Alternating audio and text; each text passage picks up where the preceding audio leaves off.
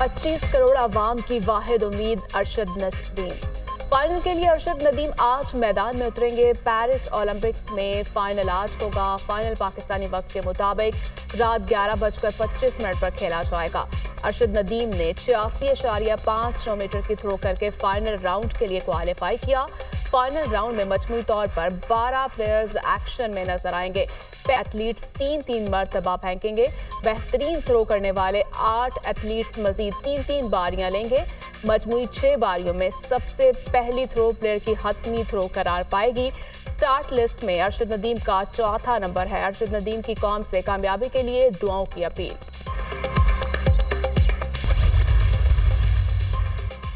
Final में शामिल 12 खिलाड़ियों में से 5 खिलाड़ियों का 90 मीटर से तवील थ्रो का पर्सनल बेस्ट। कौमी हीरो अरशद नदीम की पर्सनल बेस्ट थ्रो 90.18 मीटर की है। एडरसन पीटर्स 93.07 मीटर, कीनिया के जोरेसियागो 92.72 मीटर और जमहूरिया चेक के जैकब वेडेड 90.88 मीटर की थ्रो कर चुके। क्वालिफाइंग राउंड में अरशद नदीम ने 86.59 मीटर की थ्रो की थी। नीरज चोपड़ा 89.34 मीटर, जबकि पीटर्स एंडरसन 88.63 और जबकि जोलियन वेबर 87.7। बानी पीटरा ने मशरूत माफी मांगने का ऐलान कर दिया। पहले 9 मई की सीसीटीवी वीडियो सामने लाई जाए। फुटेज में पीटरा के कारकुन मुलव्विस पाए गए तो मुआफी मांगूंगा। सानी है 9 मई में मेरा कोई कारकुन मुलव्विस हुआ तो उसको पार्टी से निकाल दूंगा। हम सानी है 9 मई के मुतासरा है। हम इंसाफ चाहते हैं। जुल्म हमारे साथ हुआ। हमारे 10,000 लोगों को जेल में डाला गया। हमें इलेक्शन नहीं लड़ने दिया गया। हमारी पार्टी पर पाबंदी लगाई गई। हम फॉर्म 47 वाली हुकूमत से किसी सूरत बात नहीं करेंगे। मेरा, नवाज शरीफ, शहबाज शरीफ और आसिफ अली जरदारी का नाम ECL में डाला जाए। बानी पीटरा की कमरा अदालत में सहाफियों से गैर रस्मी गुफ्तगू।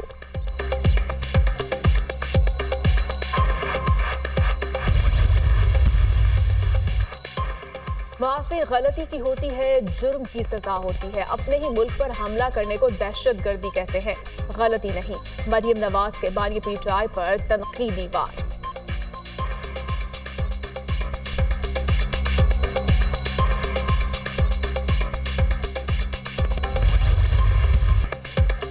बानी पीटराई का बयान मायूसी और दरवाजे बंद होने का इजहार है। आपने बगावत और साजिश की, ये मामूली चीज नहीं। आज तक बानी पीटराई ने कोई पुरअमन एहतजाज नहीं किया। बानी पीटराई की गुफ्तगू पुरअमन नहीं होती तो उनका एहतजाज क्या पुरअमन होगा? जब वो 2014 में आए तो क्या वो पुरअमन एहतजाज था? क्या पुलिस को डंडे नहीं मारे? PTV की नशरियात बंद नहीं की? 1 साल हो गया। बानी पीटराई ने तमाम कोशिशें की लेकिन नाकाम हुई। इदारे बानी पीटराई से किस बात पर मुआफी मांगे? Senator Irfan Siddiqui.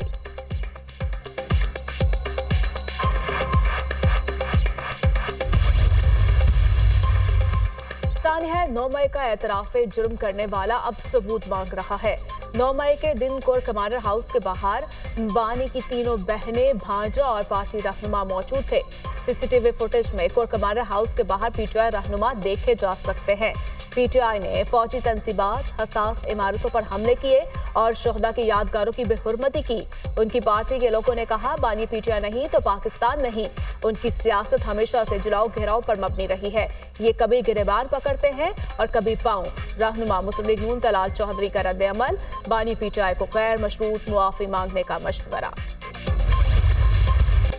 CCTV footage सब कुछ आया कर देगी। बानी PTI ने सीसीटीवी फुटेज सामने लाने का मुतालिबा किया है। हम तो लोगों को रोक रहे थे, बताया था अंडर ट्रैप है। 9 मई को हमारा रोकना किसी को नजर क्यों नहीं आया? हमारे नाम तो पहले ही ECL में है, बाकी सबके भी होने चाहिए। हसीना वाजिद तो वह हेलीकॉप्टर पर भारत चली गई। इस्लामाबाद से हेलीकॉप्टर भी काम नहीं आना। ओपोजिशन लीडर उमर अयूब की मीडिया टॉक।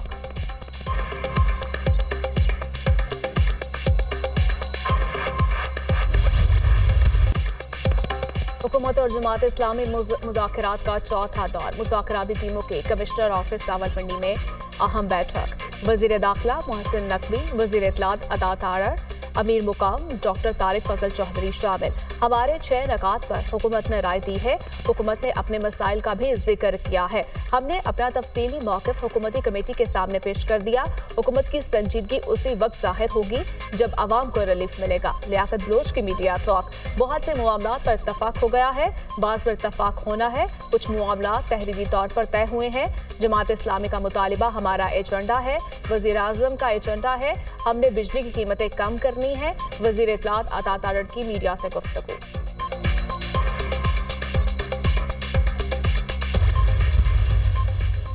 آج کا دن بہت اہم ہے۔ آج آگے کی طرف مارچ کریں گے۔ جماعت اسلامی قوم کو مایوس نہیں ہونے دے گی۔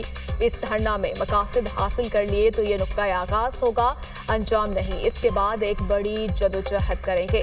سارے سیاسی قیدیوں کو آزاد ہونا چاہیے۔ حق دو عوام کو، تحریک مزید آگے بڑھے گی۔ امیر جماعت اسلامی حافظ نعیم الرحمان کا دھرنے سے خطاب۔ مہنگائی کے خلاف جماعت اسلامی کا راولپنڈی میں دھرنا 14ویں روز میں داخل۔ تحریک انصاف نے الیکشن ترمیمی ایکٹ سپریم کورٹ میں چیلنج کر دیا۔ عدالت سے الیکشن ترمیمی ایکٹ کالعدم قرار دینے کی استدعا۔ الیکشن کمیشن کو مخصوص نشستیں دوسری جماعتوں کو الاٹ کرنے سے فوری روکا جائے۔ تحریک انصاف مخصوص نشستوں کی فہرست الیکشن کمیشن میں جمع کرا چکی ہے۔ مخصوص نشستیں تحریک انصاف کا حق ہے۔ بیرسٹر گوہر علی خان نے آئینی درخواست سپریم کورٹ میں دائر کر دی۔ تحریک انصاف نے درخواست میں وفاق اور الیکشن کمیشن کو فریق بنایا۔ الیکشن ایکٹ ترمیمی بل صدر مملکت کو ارسال۔ صدر کے دستخط کے بعد بل قانون بن جائے گا۔ ترمیمی بل گزشتہ روز سینٹ اور قومی اسمبلی نے منظور کیا تھا۔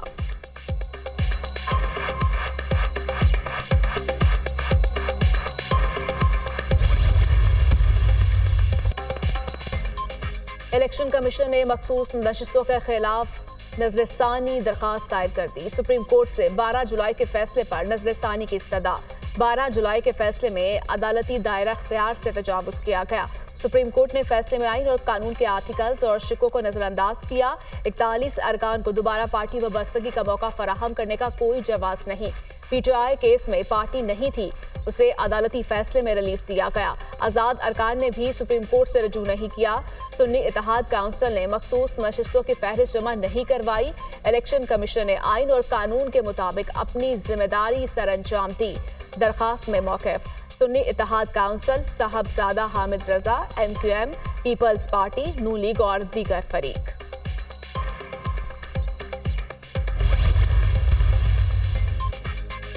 سپریم کورٹ آئین میں مداخلت نہیں کر سکتی۔ فلور کراسنگ سے متعلق قانون واضح ہے۔ مخصوص نشستیں متناسب نمائندگی کے ذریعے ملے گی۔ ایک پارٹی کا پارلیمان میں موجود ہی نہیں، اس کو مخصوص نشستیں دی گئی۔ ایسے فریق کو ریلیف دیا گیا جس نے وہ مانگا ہی نہیں تھا۔ الیکشن کمیشن نے کسی قانون یا فیصلے کی غلط تشریح نہیں کی۔ بانی پی ٹی آئی خود کو شیخ مجیب قرار دیتے تھے، شیخ مجیب کو ہیرو مانتے تھے۔ ایک مجسمہ گرنے سے ایمان بدل لیا۔ اب آپ کہہ رہے ہیں بنگلہ دیش کے عوام نے کمال کر دیا۔ وزیر اطلاعات عطا تارڑ کی نیوز کانفرنس۔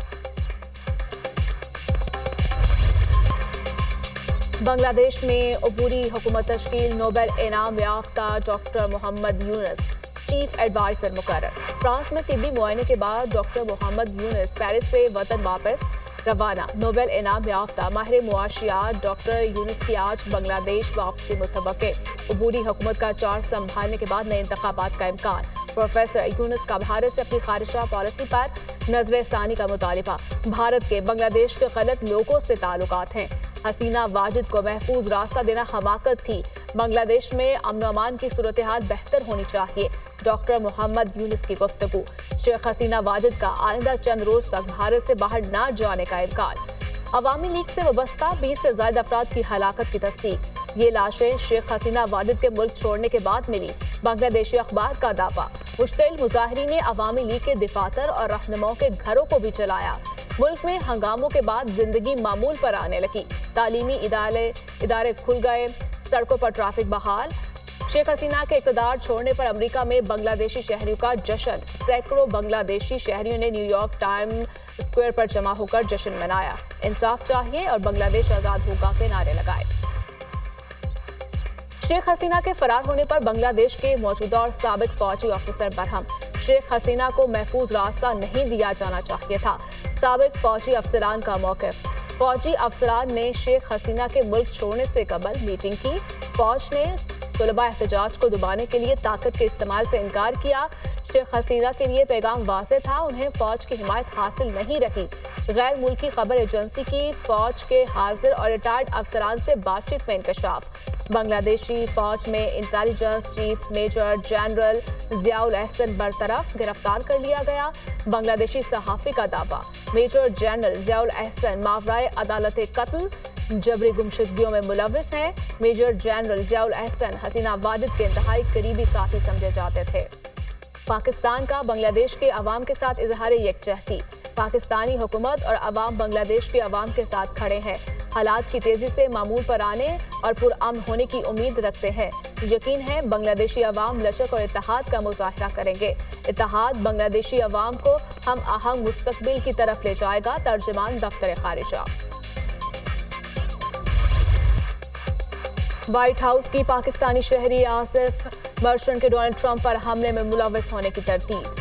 آصف کا ٹرمپ پر قاتلانہ حملے سے کوئی تعلق نہیں، ترجمان وائٹ ہاؤس کا بیان۔ آصف مرچنٹ پر امریکی سیاستدان یا حکام کے قتل کی منصوبہ بندی کے الزام میں فرد جرم عائد۔ آصف مرچنٹ نے ایران، شام اور عراق کے کئی دورے کیے۔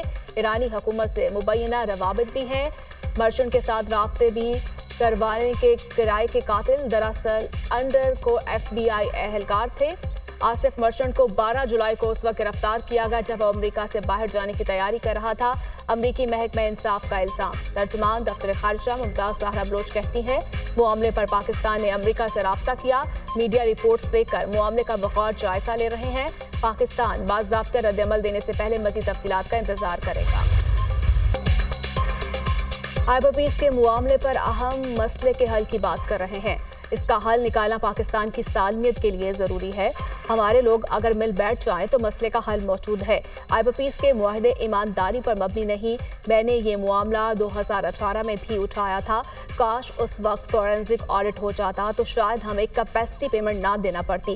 ایندھن پر چلنے والی آئبر پیس کا آڈٹ کیا جائے تاکہ پتہ چل سکے بجلی بنانے میں آئبر پیس میں کتنا ایندھن استعمال کیا اور بجلی بیچنے میں کتنا وصول کیا۔ پی ٹی آئی حکومت کے دور میں نجی آئبر پیس کے ساتھ معاہدوں میں ڈالرائز ریٹ 148 روپے مقرر کیا گیا تھا۔ آئبر پیس کو ادائیگی ٹیک اینڈ پے کے اصول پر کی جائے۔ سابق نگران وفاقی وزیر گوہر اعجاز کی دنیا کامران خان کے ساتھ پروگرام میں گفتگو۔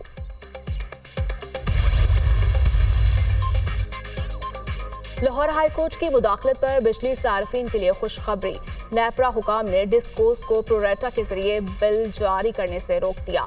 نیپرا کا اصل یونٹس کے مطابق صارفین کو بجلی بل بھجوانے کا حکم۔ خراب میٹرز کی تبدیلی، درست ریڈنگ اور میٹر کی تصاویر بلوں پر واضح کرنے کی ہدایت۔ اپریل سے جون تک اضافی یونٹس اور رقم صارفین کو واپس کرنے کا بھی حکم۔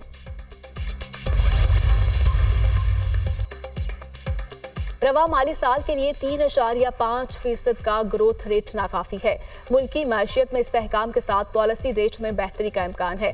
بیرونی ادائیگیوں کا دباؤ نہیں، اسی لیے روپے کے قدر مستحکم رہنے کی توقع ہے۔ رواں مالی سال مہنگائی 13.5%، آئندہ مالی سال 7% تک محدود ہوگی۔ مالی سال 2028 تک زر مبادلہ ذخائر 3 ماہ کی درآمدات کے برابر ہوں گے۔ گورنر اسٹیٹ بینک جمیل احمد کی قائمہ کمیٹی کو بریفنگ۔ وزیراعظم سے سربراہ global systems for mobile communications Asia Pacific کی ملاقات۔ پاکستان کے ساتھ انفارمیشن ٹیکنالوجی اور ٹیلی کام کے شعبوں میں تعاون مزید بڑھانے میں دلچسپی کا اظہار۔ عام آدمی کے انٹرنیٹ تک بہتر رسائی، ڈیجیٹل انفراسٹرکچر کی بہتری پر توجہ مرکوز ہے۔ ملکی آئی ٹی برآمدات میں اضافے کے لیے ترجیحی بنیادوں پر کام کر رہے ہیں۔ ہمارا ویژن ہے ہر شخص کے پاس اسمارٹ فون، ہر گھر میں براڈ بینڈ انٹرنیٹ اور ہر کاروبار میں کوارٹر کی سہولت ہو۔ شہباز شریف کی گفتگو۔ وزیراعظم سے سابق چیئرمین سینٹ صادق سنجرانی کی ملاقات۔ ملک کے مختلف حصوں میں مانسون بارشیں، لاہور میں بھی بادل برس پڑے، مختلف علاقوں میں کہیں ہلکی کہیں تیز بارش، موسم خوشگوار۔ راولپنڈی میں موسلادھار بارش، نشیبی علاقے زیر-آب۔ کراچی میں بادلوں کا راج، شہر میں کہیں تیز بارش، کہیں بوندا باندی کا امکان۔ بلوچستان میں مانسون بارشوں سے ندی نالوں میں دکیانی۔ جل مکسی کے علاقے میں لینڈ سلائیڈنگ سے رابطہ سڑکیں متاثر، دیگر علاقوں میں زمینی رابطہ منقطع۔ سوراب کے علاقے میں موسلادھار بارش کی وجہ سے سیلابی صورتحال، گندان جھل ندی میں بھی سیلابی ریلوں کی آمد۔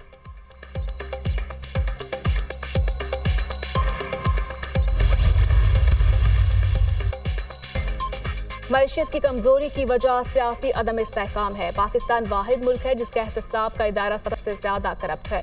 جب انصاف نہیں ملے گا تو یہی ہوگا جو بنگلہ دیش میں ہوا۔ بنگلہ دیش میں اقتدار کو طول دینے کے لیے الیکشن چوری کیے گئے۔ پاکستان کا سیاسی ماحول بنگلہ دیش کی طرف جاتا دیکھ رہا ہوں۔ سابق وزیر اعظم اور عوام پاکستان پارٹی کے کنوینر شاہد خاقان عباسی کی میڈیا ٹاک۔